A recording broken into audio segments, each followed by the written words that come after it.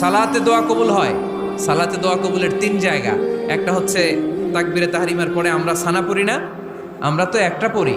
আল্লাহর হাবিব সুন্নাহ এবং নফল নামাজে আরো পড়তেন সানা, ওই দোয়া কবুল হয়। 2 নম্বর জায়গা সালাতে সেজদায় পড়ে দোয়া করলে কবুল হয়। আকরাবু মা ইয়াকুনুল আবদু মির রাব্বিহি ওয়া হুয়া সাজিদ ফাকসিরু ফীহি দুআ। বান্দা যখন সেজদায় লুটিয়ে পড়ে, বান্দা আল্লাহর সবচেয়ে কাছে চলে যায়। কিন্তু বিশ্বনবী বলে, সেজদাটা তোমার রবের কুদরতি পায়ের উপরে পড়েছে। সেজদায় পড়ে দোয়া করেন। সালাম ফিরানোর আগে বিশ্বনবী দোয়া করতেন, লা ইউসাল্লিমান্না আহাদুকুম হাত্তা ইয়াতাআওয়াযা মিন আরবা'a। আল্লাহর হাবিব বললেন, 4 জিনিস থেকে পানাহানা আছে আমার কোন উম্মত যেন সালাম না ফিরায়। তারা যেন পড়ে, আল্লাহুম্মা ইন্নী আউযু বিকা মিন আযাবিল কবর, আউযু বিকা মিন আযাবি জাহান্নাম, আউযু বিকা মিন ফিতনাতিল মাহইয়া ওয়াল মামাত, আউযু বিকা মিন ফিতনাতিল মাসিহিদ দাজ্জাল।